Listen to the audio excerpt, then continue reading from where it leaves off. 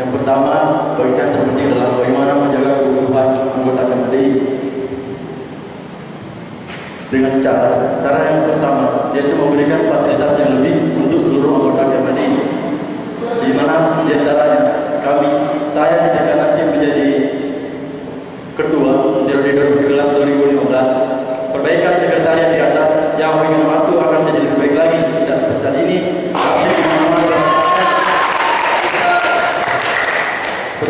Berantakan kotor sekali. Terus adanya fasilitas yang lain seperti pengadaan pencetak atau printer gratis untuk semua anggota KMRI. Jadi semua anggota KMRI yang ada tugas-tugasnya silakan datang ke Pura, gratis untuk semua tugas-tugas tercetak. Kemudian selanjutnya, demi kebersamaan solidaritas semua anggota, tiap-tiap malam minggu akan diadakan event, apakah itu pendidikan, acara-acara ataupun lainnya. Kita planning saja nanti waktunya. Kemudian yang selanjutnya, mengadakan diklat. Mungkin selama ini yang dikenal oleh KMRI hanya diklat manajemen organisasi, itu saja. Tapi ke depannya akan ada yang namanya diklat manajemen jurnalistik atau diklat politik ataupun diklat kewirausahaan. Dan selanjutnya untuk masalah internal KMRI yang paling penting salah satu adalah masalah keuangan. Nah selama ini apa? Boros saat sini sedikit acara yang dihasilkan kecil tapi pendanaan yang luar biasa, banyaknya besar habis, dan itu bagian Nomastu akan kita perbaiki sama-sama. Kemudian untuk eksternal, langkah awal yang akan saya laksanakan ketika saya menjadi calon ketua adalah pendaftaran PD KMRI Sulsel di Bakes Bangpol yang sampai saat ini belum terlaksana. Kenapa? Dari sanalah KMRI bisa bertindak keluar lebih jauh dan bisa mendapatkan tentu saja dana yang pentingnya. Kemudian yang selanjutnya adalah hubungan antara lembaga yang di luar seperti HMI, GMKI yang sampai sekarang tidak pernah ada undangan mereka. Selanjutnya mungkin yang paling penting adalah bagaimana tanggung jawab kita di sini untuk jiwa-jiwa sosial kita, organisasi sosial tentunya. Kita akan memplanningkan jadwal maya kita yang khususnya dalam kompleks agama Hindu dan luar nantinya kita akan mencari sama-sama kerjasama dengan organisasi sosial lainnya, apakah tiap minggu pertama atau hari minggu mengadakan bakti sosial. Kemudian selanjutnya target saya adalah pengadaan event-event bakti hari raya, dan targetnya Nyepi tahun depan bulan 4 akan ada parade ogoh-ogoh di sini. Dan sekaligus yang namanya pembejahan, kita akan perlihatkan bahwa agama Hindu di Makassar itu ada. Saya kira itu ya yang dapat saya paparkan sebagai misi kedepannya jika saya sebagai calon. Dan perlu saya ingatkan kembali ke saudara-saudara bahwa itu semua tidak ada artinya tanpa dukungan dari kawan-kawan semua. Dan yang terpenting adalah wajib ingat apa yang ada dapat berikan ke KMRI. Jangan berpikir apa yang akan kalian dapat dari KMRI. Santai menjadi. Mungkin waktunya saya. Terima kasih. Om Santi.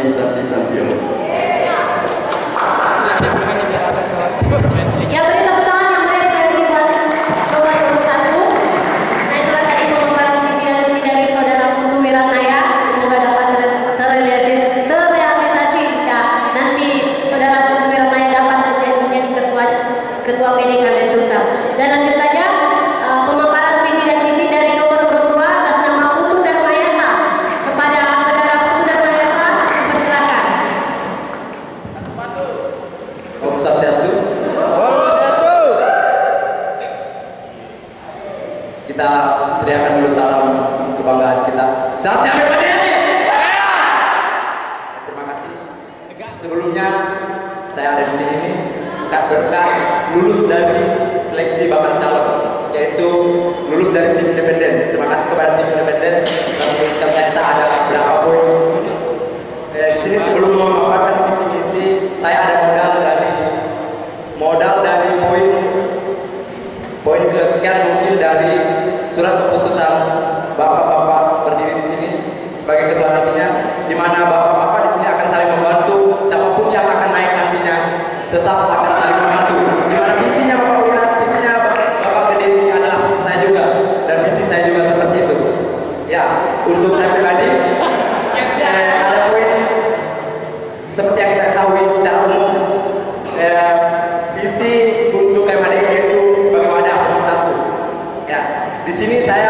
ingin mengembangkan dari visi ini sebagai wadah pemersatu. Saya ada poin pertama. Saya ingin memperjuangkan ketika ada bahasa wadah, kita harus memiliki nama dan tempat. Mungkin sudah disampaikan, mohon maaf, saya sampaikan lagi, Bapak Wirat. Saya akan memperjuangkan keberadaan sekret kita yang di situ hanya muat lemari dan berkas-berkas yang tidak jelas, beragunan. Kita malas datang ke atas karena mungkin tidak terjangkau. Ketika saya ingin kita itu memiliki tempat yang strategis di mana muat untuk kita setidaknya beristirahat. Bagaimana mahasiswa ingin begadang, kita bisa punya tempat itu. Ya, untuk poin kedua, sebagai wadah pemersatu, wadah sudah tadi tempat. Untuk pemersatu selama ini saya dikenal di kampus KMHD itu organisasi orang Bali, Hindu Bali. Jadi ketika saya naik nantinya, saya sudah ada link, yaitu teman-teman dari Hindu Tolotan, Hindu Mamasa, yaitu saudara saya di situ banyak. Ketika saya nanti naik, kita akan usahakan untuk mempererat dari persaudaraan kita semua. Bukan Bali yang di sini, tapi Hindu, seperti itu. Baik.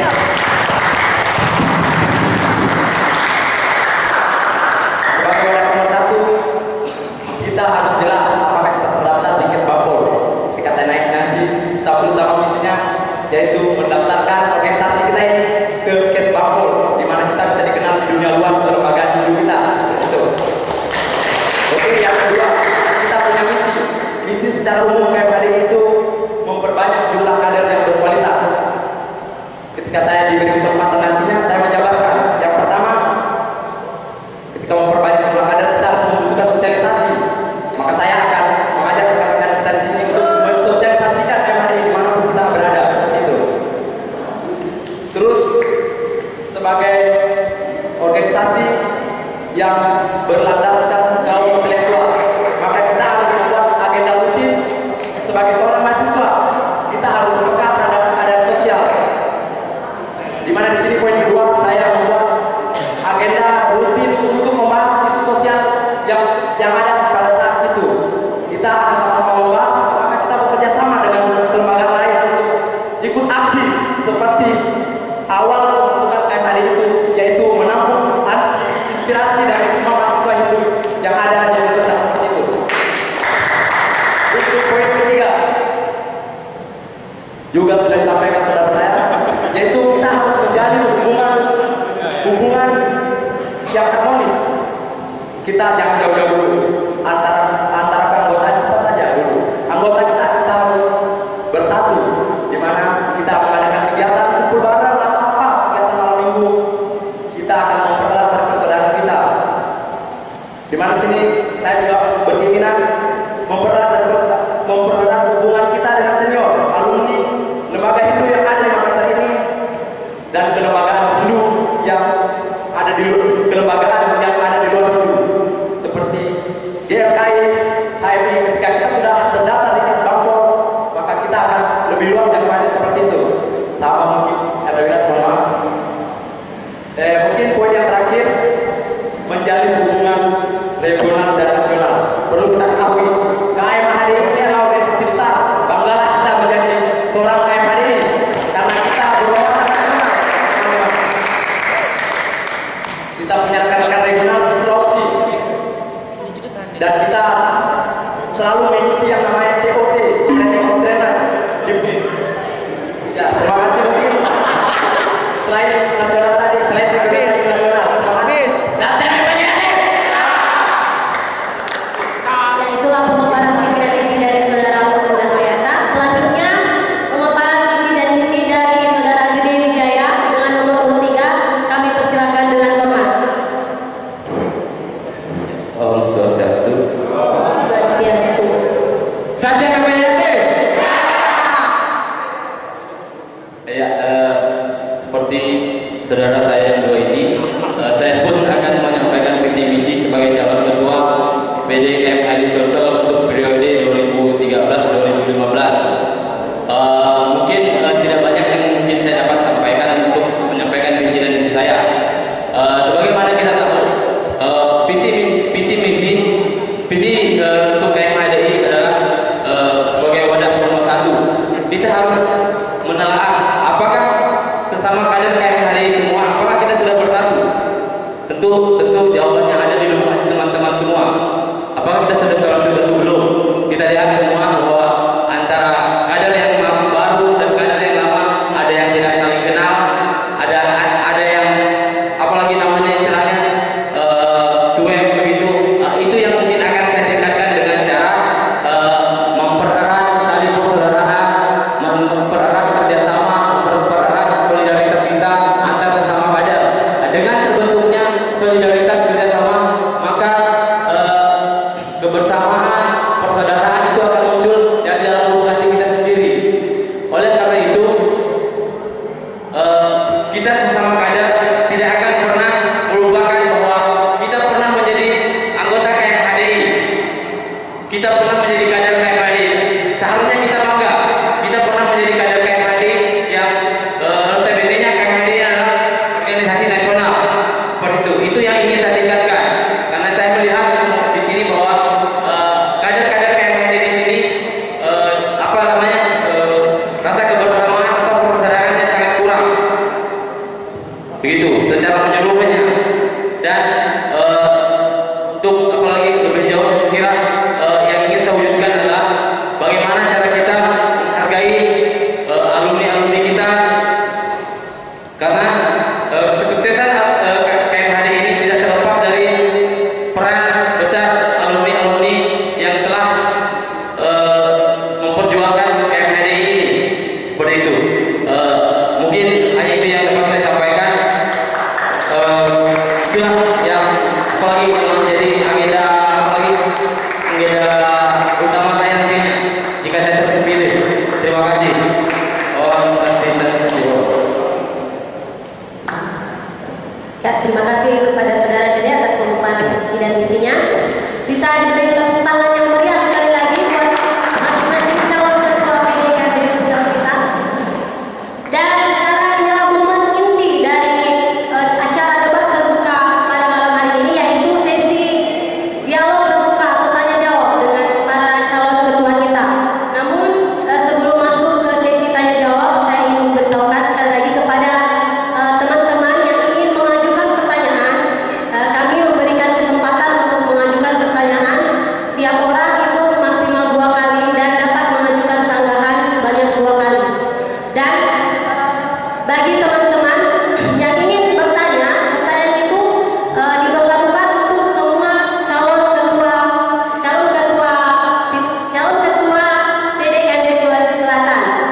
Dan namun untuk sanggahannya, Anda dapat memilih jawaban dari jawaban yang mana yang perlu disanggah dan dapat disanggah oleh pihak lain. Mungkin saya rasa sudah cukup jelas aturan dari sesi tanya jawab ini. Untuk itu, pertama saya persilahkan mungkin kepada Kanda senior yang ingin bertanya atau ingin menanggapi dari visi dan misi yang telah dipaparkan oleh calon ketua kita. Mungkin ada yang perlu dipertanyakan. Saya beri kesempatan untuk mengajukan tangannya kepada sekali lagi kepada Kakanda senior atau teman-teman yang memiliki pertanyaan buat masing-masing calon ketua kita. Ya, kepada Kanda Adan, kami persilakan. Ya, terima kasih sebelumnya kepada moderator Om Swastiastu. Om Swastiastu. Pertanyaan ini mungkin saya berikan kepada bapak-bapak yang 3 calon di depan ini. Sebagaimana kita ketahui bahwa setiap tahun diadakan MPAB, jumlah anggota yang masuk itu bisa dibilang cukup banyak mungkin dengan sosialisasi yang baik sehingga jumlah anggotanya ini cukup banyak. Namun permasalahannya adalah ketika akan diadakan demo, jumlah itu menyusul. Kira-kira dari masing-masing calon ketua ini, kira-kira strategi apa yang mungkin kalian akan berikan, akan bersemangat untuk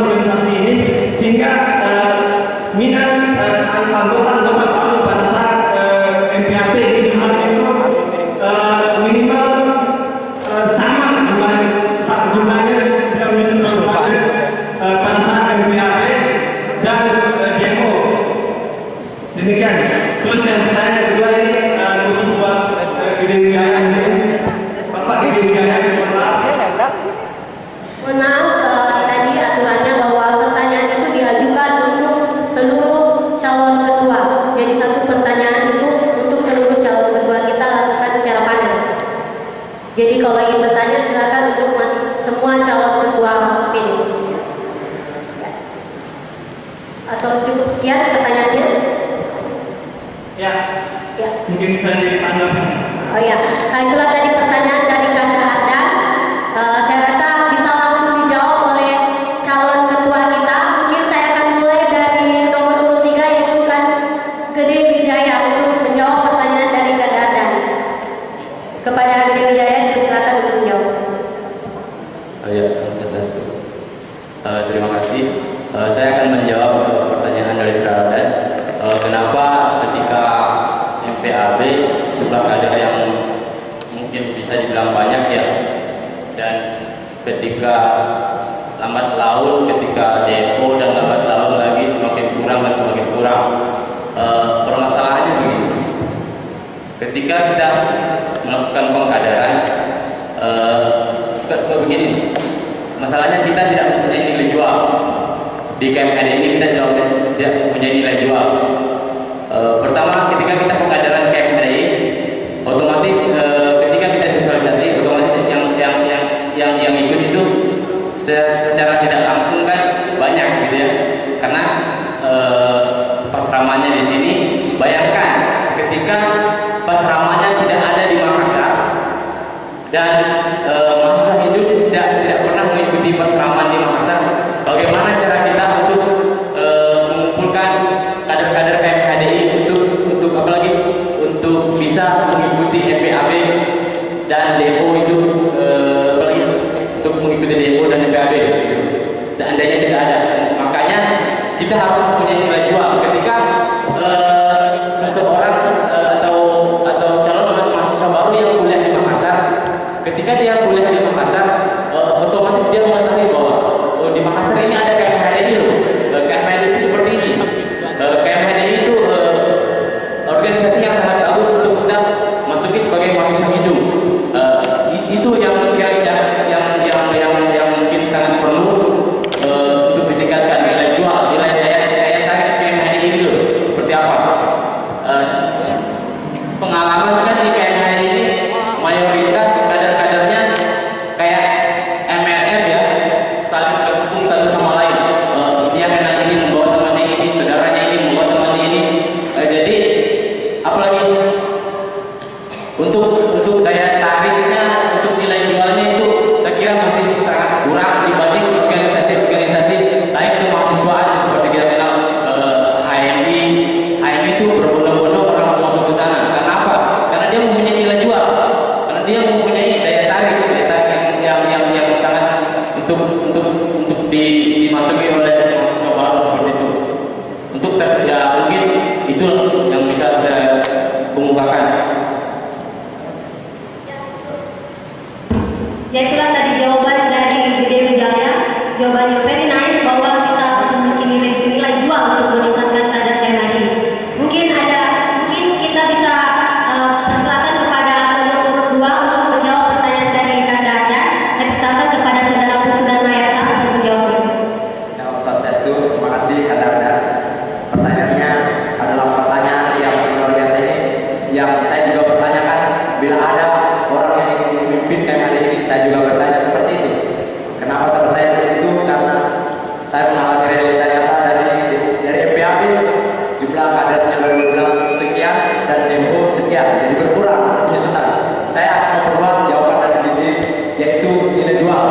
Saya kembali ke misi saya di Kanda. Seperti ini, ketika KMHDI ini sudah terdaftar ke Sbapol, sudah memiliki kegiatan rutin, membahas isu sosial, di mana itulah sebenarnya mahasiswa sejatinya, yaitu ingin membahas isu sosial, ingin memberikan solusi untuk keadaan sosial yang terjadi saat ini seperti itu. Ketika mahasiswa itu memiliki tempat dan ditampung untuk hal itu, dia tidak akan lari ke organisasi yang ada di kampusnya. Seperti itu kata. Kalau saya selama ini belum mendapat feel-nya di situ, feel untuk menyalurkan diri sebagai seorang mahasiswa, aktivis katanya. Tapi kita belum dapat di sini. Mungkin sekian pertanyaan jawab dari saya. Saya persilakan kepada saya. Terima kasih. Ya, kepada Putu Wiratnaya persilakan untuk menjawab. Terima kasih. Ya, pertanyaannya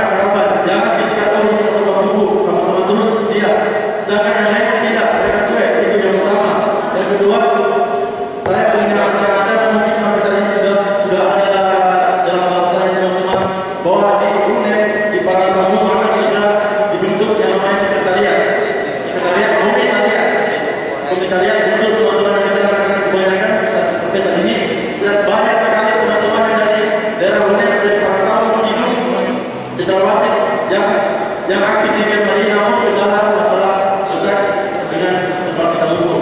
Saya kira mudah-mudahan dengan cara itu dapat meminimalkan menyusulkan kalian seperti itu. Terima kasih. Ya, itulah jawaban-jawaban yang sangat bervariasi dari calon ketua kita. Saya kembalikan lagi kepada saudara penanya. Apakah ada sanggahan? Ya, silakan. Terima kasih atas jawabannya dari masing-masing kandidat. Sudah dijelaskan bahwa ada satu poin permasalahan yang sudah dikatakan bahwa tetap permasalahannya adalah nilai jual sehingga yang menyebabkan terjadi penyusutan. Tapi kan kita ketahui bahwa dari MPAB menuju ke DPO jedanya tidak berlama, kan? Tidak berlama.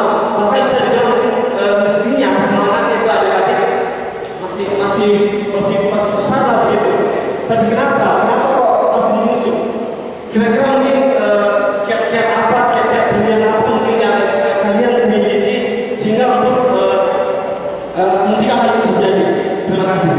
Ya, sebelumnya mohon maaf kepada saudara penanya, apakah pertanyaan di sanggahan ini ditujukan kepada Semua. kepada semua? Oke, saya persilakan mungkin untuk pertamanya dari nomor urut 2 kepada saudara Bunda, dipersilakan untuk menjawab. Terima kasih atas responnya. Jika ditanya dia atau solusi jelas, poin jelas yang kita di sini. Ide-ide brilian. Ide-ide brilian yang apa? Iya, tanya orang nenek saya juga tanya seperti itu. Jika seperti itu mungkin kegiatan PPAB dan DPO kan selangkah sedikit seperti itu. Penyusunnya ada di kegiatan itu. Mungkin di kegiatan PPAB ini kita harus suntikan suasana-suasana baru selain apa yang ada di PPAB di selama ini yang kita jalani sesuai ADRT itu. Saya kurang tahu ADRT seperti selama ini yang ada sesuai susunan acara itu adalah itulah yang sebenarnya ada. Dan ketika saya ada di sini, saya ingin membuktikan hal-hal di mana MPAB itu ada hal baru yang mereka dapat di sana. Selama ini kesannya ya dan bisa juga kita adalah organisasi basis agama yang tidak terlalu dengan kekerasan yang selama ini saya dapat di dunia kampus yang cukup lumayan mengingat saya dengan saudara-saudara saya di kampusan. Mungkin hal-hal seperti itu yang perlu dimasukkan. Intinya pengkaderan harus dibuat lebih bola lagi kata orang sekarang. Ya, terima kasih. Ya, selanjutnya kepada saudara Putu Wiratnaya dapat menjawab sanggahan dari Kanda. Terima kasih. Sekian tadi sebelum saya sempat katakan bahwa pertama dari kita saya jadi kalau bisa sebelum yang namanya MPAB kita sudah merata lebih kenal dengan semua calon-calon anggota yang akan ikut MPAB. Jadi kita lihat di sini orang-orang atau teman-teman yang banyak aktif di sini adalah orang-orang yang sudah kita kenal sebelum mereka menjalani yang namanya MPAB itu. Dan yang selanjutnya yang bilang dari saudara saya juga bahwa MPAB Prabowo bagi saya pribadi MPAB tidak selamanya harus keras. Mungkin sudah mengatakan bahwa memakai sterilisasi di kampus 12 tapi kampus saya pun seperti tapi tidak keras, namun terciptanya sebuah kebersamaan yang betul-betul dirasa kebersamaannya, apakah mau di game atau apa nantinya tidak harus kekerasan karena takutnya nanti ketika kekerasan mereka malah ngambek jadinya. Karena memang mereka saya bilang di sini ya, teman-teman yang akan menjadi calon itu kebanyakan manja-manja sedikit itu masalah. Mereka itu cuek dan pribadi, apa yang pribadi begini dibikin. Tidak seperti itu. Ya, tendang nomor 2. Ya, rupanya ada jawaban yang berbeda dari calon ketua kita. Selanjutnya yaitu Gede Wijaya, silakan menjawab pertanyaan. Ya, mungkin permasalahannya cukup komplit ya. Tapi saya punya sedikit solusi mungkin. Ketika MPAB mungkin bedanya kalau dibilang terlalu lebar, tidak kan ada juga bedanya Tapi ketika penyusutan kader itu terjadi hampir ya, kalau ikut DPRD-nya 60 ya palingan 40 ya kayaknya lah gitu. Itu tidak bisa dihindari karena kita tidak pernah mengikat satu kader untuk dia stay di KPD, tidak pernah, karena kita tidak pernah mengikat. Ketika kamu pergi, ketika kamu tidak ikut demo, kamu akan misalnya tidak dikasih nilai bersama, kita tidak pernah mengajukan seperti itu.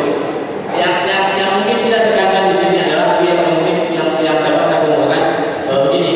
Ketika demo, ketika selesai PKB dan kita menyelesaikan demo, tentu kita akan melakukan sosialisasi.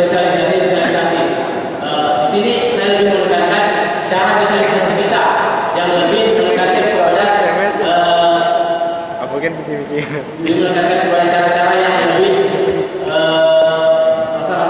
untuk mengikat rasa persaudaraan, kerjasama, agar ketika rasa persaudaraan tersebut sudah terbentuk, otomatis kader-kader yang otomatis baru ini, ketika dia ajak sekali saja, ketika dia